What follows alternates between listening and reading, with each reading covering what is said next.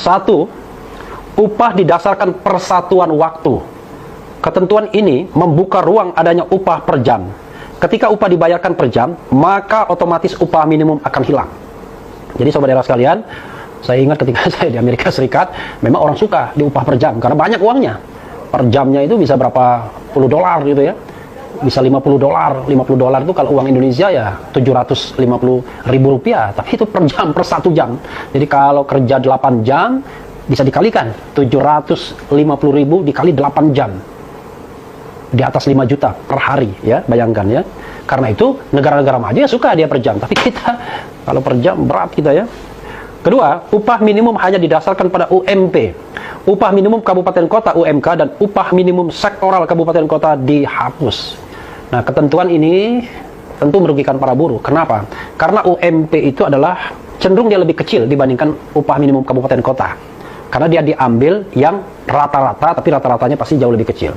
Padahal dengan adanya upah kabupaten kota, maka stepnya adalah upah minimum provinsi kan harus dipenuhi dulu.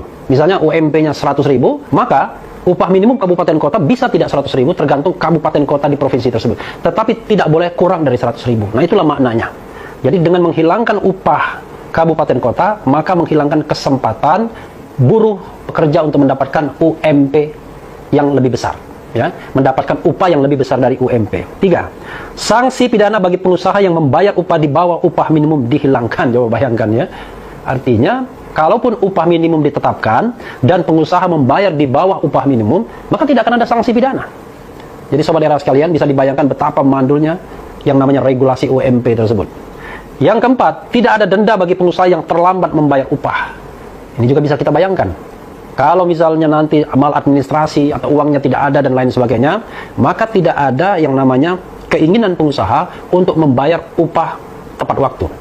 Kenapa? Karena tidak ada sanksinya. Berikutnya adalah 5. Pekerja yang di PHK karena mendapatkan surat peringatan ketiga tidak lagi mendapatkan pesangon. Luar biasa ya. Pengusaha dalam hal ini bisa saja mengarang ya kan, untuk memberikan peringatan 1, peringatan 2, peringatan ketiga. Dan ketika peringatan ketiga dijatuhkan, lalu buruh di PHK, tidak ada kewajiban membayar pesangon. Jadi luar biasa ketentuan ini. Padahal peringatan 1, 2, dan 3 itu bisa direproduksi, bisa diciptakan. Atau buruh misalnya bisa mendapatkan kondisi yang katakanlah membuat dia melakukan pelanggaran, dan dengan mudahnya perusahaan akan memecat dirinya tanpa pesangon. Kemudian yang keenam, masih banyak ya, 17 ya. Pekerja yang mengundurkan diri tidak mendapatkan apa-apa. Ini penting juga saudara sekalian. Saya misalnya ya pernah menjadi jurnalis dari tahun 95 sampai tahun 2003. 8 tahun kurang lebih. Tapi di satu media ketika terakhir saya pensiun 2003, itu saya sudah bekerja selama paling tidak 5 tahun. Dan ketika saya mengundurkan diri, saya mendapatkan katakanlah uang pisah. Nah, dengan Omnibus Law ini, uang pisah itu mungkin tidak akan ada lagi. Padahal dulu aja kadang-kadang pengusahanya nakal.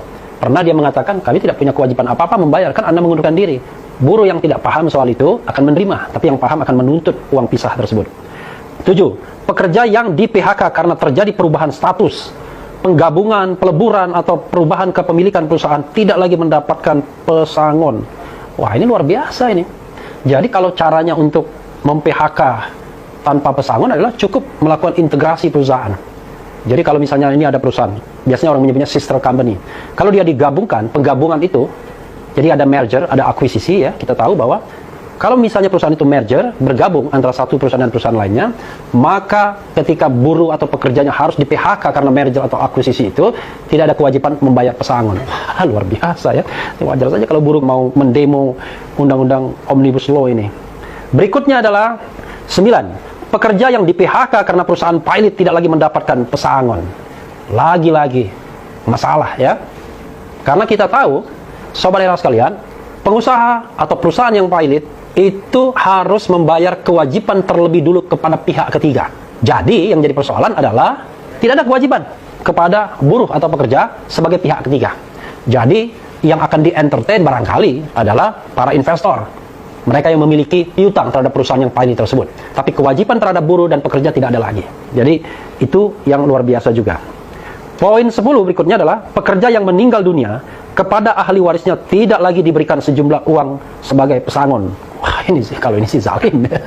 Padahal kita tahu bahwa kematian itu sendiri sudah duka bagi ahli waris. Tapi perusahaan tidak memberikan kewajiban pesangon. Yang terjadi adalah, ya barangkali nanti terserah perusahaannya, boleh memberikan, boleh tidak.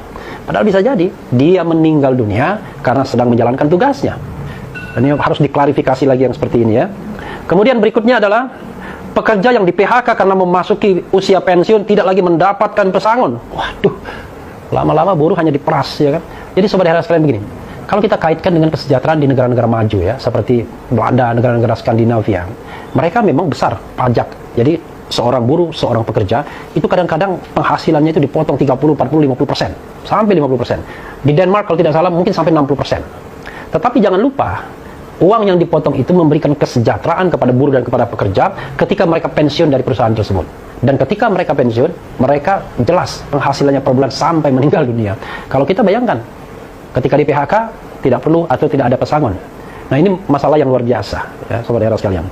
Berikutnya adalah 13. Pekerja yang di PHK karena mengalami sakit berkepanjangan, mengalami cacat akibat kecelakaan kerja ketika di PHK, tidak lagi mendapatkan pesangon. Wah ini zalim sekali ini. Saya kira hanya, ini mohon maaf ya sobat daerah sekalian, kalau kita lihat poin-poin ini hanya iblis saja barangkali yang membuat undang-undang seperti ini ya. Karena ini jelas-jelas sekali sangat tidak memanusiakan pekerja. Bayangkan coba betapa lemahnya posisi pekerja. Jadi saya membaca berdasarkan poin-poin KSPI ini. Kadang-kadang begini, kalau kita membaca undang-undang sobat daerah sekalian, ada yang namanya reading between the lines. Satu pasal seolah-olah nggak ada masalah. Padahal di balik pasal itu ada sejumlah konsekuensi. Dan konsekuensi itulah yang harus diterima pihak yang lemah dalam proses pembentukan undang-undang. Tidak sadar, celakanya adalah komunikator kekuasaan juga kadang-kadang juga tidak tahu persisnya konsekuensi dari ayat-ayat yang ada dalam pasal-pasal dalam undang-undang Omnibus Law itu ya. Ini mohon maaf, saya bilang iblis ya. Saya tidak mengajukan, tidak menuduh siapa-siapa, tetapi ketentuan seperti ini luar biasa ya. 15. Membebaskan kerja kontrak di semua jenis pekerjaan. Ini juga bermasalah. Padahal ada putusan MK misalnya yang mengatakan bahwa kalau dia kerja yang terus-menerus, sustainable di perusahaan tersebut, itu tidak boleh dikontrak. Kita tahu bahwa putusan MK itu sendiri kadang-kadang juga tidak diikuti oleh perusahaan. Sebagai contoh misalnya, pegawai lemah, driver, cleaning service misalnya, itu selalu dikontrak. Padahal mereka bekerja tiap hari. Pekerjaan tersebut adalah pekerjaan yang sustainable, setiap saat. Jadi bukan pekerjaan musim-musiman. Jadi yang bisa dikontrak itu adalah pekerjaan musiman. Contoh misalnya, ini katakanlah saya mau bikin konten YouTube seperti ini, saya meng-hire orang. Boleh ya itu. Karena dia adalah kerja profesional, mungkin dia mengerjakannya dalam jangka waktu 12, setelah itu putus kontrak. Tapi kalau dia cleaning service, driver, dan lain sebagainya, bisa dibayangkan kalau anytime bisa diberhentikan. Posisi dia sangat lemah. Jadi MK mengatakan, kalau yang bekerja terus-menerus harusnya tidak boleh kontrak. Dan ini Undang-Undang Omnibus Law membebaskan semua pekerja untuk dikontrak. Memang kalau di luar negeri orang lebih suka kontrak, sobat RH sekalian, dibandingkan menjadi pekerja tetap. Why? Ya karena kesejahteraannya jauh lebih baik. Seorang profesional misalnya lebih suka kalau dia dikontrak ketimbang dia menjadi pegawai tetap. Tapi kan kita tidak semua buruh itu namanya skilled labor. Tidak semuanya mereka memiliki kemampuan teknis atau kemampuan manajerial yang membuat mereka punya daya tawar. Sebagian besar pekerja justru hanya mengandalkan kemampuan-kemampuan yang barangkali tidak sophisticated, yang rata-rata saja, yang bisa digantikan oleh pekerja lain kalau dia tidak melakukannya. Jadi posisi itu sangat lemah. Itulah sebabnya kenapa negara harus melindungi hal-hal seperti itu. Nah, kalau negara justru tidak melindunginya, bagaimana kita mau mewujudkan kemerdekaan atau janji kemerdekaan untuk melindungi segenap bangsa ya, sobat era sekalian. Berikutnya adalah outsourcing bebas dipergunakan di semua jenis pekerjaan dan tidak ada batas waktu. Luar biasa ya. Kalau saya pengusaha ya saya pasti senang, saya bisa meng-outsource semuanya. Tapi kan masalahnya adalah kita negara yang belum mencapai level negara yang maju dengan antara supply and demand-nya seimbang. Kita masih banyak demand-nya, supply pekerjaannya masih sedikit. Apalagi COVID-19 ini. Jadi ini ketentuan yang luar biasa juga. 17 ya, the last but not least. Kewajiban TKA untuk memahami budaya Indonesia hilang. Dengan demikian TKA tidak diwajibkan bisa berbahasa Indonesia. Ini jangan-jangan ada sponsor asing juga ya. Sponsor dari China mungkin, jangan-jangan ya. Karena kalau mereka suruh belajar bahasa Indonesia dulu, mungkin sulit ya, karena aksaranya berbeda. Karena itulah kemudian shortcut. Tidak perlu mereka belajar bahasa Indonesia, tidak perlu punya kemampuan minimum berkomunikasi. Yang penting kan sekarang kan ada translator ya, tinggal bawa HP saja ya. Padahal kan HP tidak bisa menggantikan fungsi hati. Jadi berkomunikasi itu tidak hanya soal mengerti bahasa, tapi juga bagaimana pekerja tersebut bisa menjadi bagian dari komunitas kalau dia harus bekerja di sebuah tempat dimanapun wilayah Indonesia. Minimal harus bisa berbahasa Indonesia sebagai bahasa